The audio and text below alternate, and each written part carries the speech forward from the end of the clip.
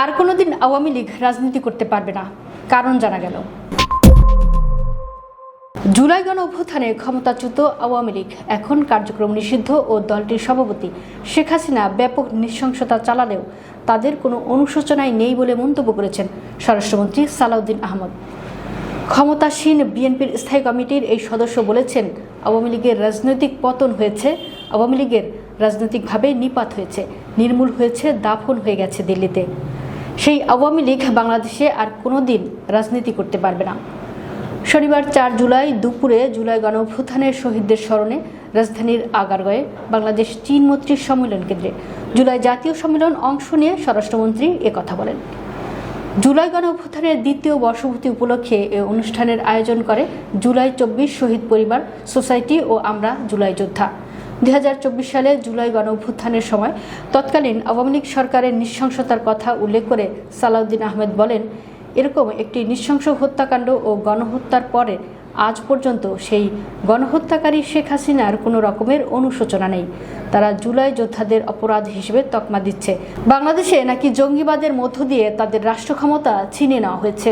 এর চেয়ে লজ্জাকর আর কিছু নেই। তাদের মধ্যে অনুশোচনাও নেই, দোষ স্বীকারের ইতিহাস তাদের নেই।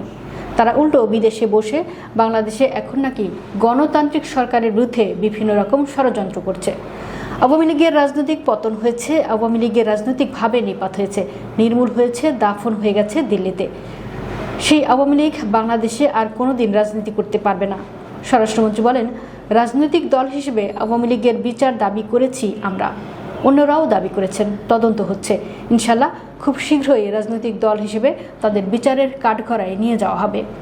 সংবিধানের 47 অনুচ্ছেদ অনুসারে আইন সংশোধন করা হয়েছে।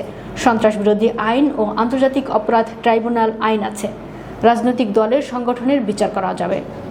মানবতা বিরোধী অপরাধের এক মামলায় জাসদের সভাপতি হাসানুল হক ইনুর বিরুদ্ধে সম্প্রতি আন্তর্জাতিক অপরাধ ট্রাইব্যুনালের রায় প্রসঙ্গে স্বরাষ্ট্রমন্ত্রী বলেন, সর্বশেষ হাসানুল হক ইনু নামের একজন স্বৈরাচারের দোসরের বিচারের রায় বেরিয়েছে। তাকে কেবল 10 বছরের সাজা দেওয়ায় বাদীপক্ষ সন্তুষ্ট নয়, সেটা আপিল করা হবে বলে শুনেছি। তার যাতে সর্বোচ্চ সাজা হয় সেরকম মামলা আরও আছে। সেই মামলাগুলোতে আশা করা যায় সেই বিচার কার্য করা হবে।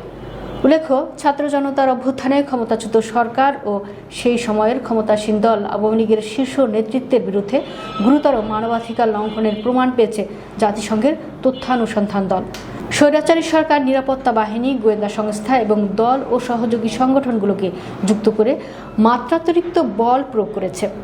বিচার বহির্ভূত হত্যা, নির্বিচার মারণাস্ত্র দিয়ে গুলি, গ্রেফতার, নির্যাতন, চিকিৎসা পেতে বাধা দেওয়ার মতো গুরুতর মানবাধিকার লঙ্ঘন করেছে সরকার। মূলত ক্ষমতায় টিকে থাকতে আন্দোলনকারীদের উপর মাত্রাতিরিক্ত বল প্রয়োগে সরাসরি নির্দেশ দিয়েছিলেন তৎকালীন প্রধানমন্ত্রী শেখ হাসিনা ও সাবেক স্বরাষ্ট্রমন্ত্রী আসাদুজ্জামান খান। বাংলাদেশে 2024 সালের 1 জুলাই থেকে 15 আগস্ট সংঘটিত ঘটনা প্রবাহ বিশ্লেষণ করে জাতিসংঘের মানবাধিকার বিষয়ক হাই কমিশনারের দপ্তরের তথ্যানুসন্ধান প্রতিবেদনে এ চিত্র উঠে এসেছে।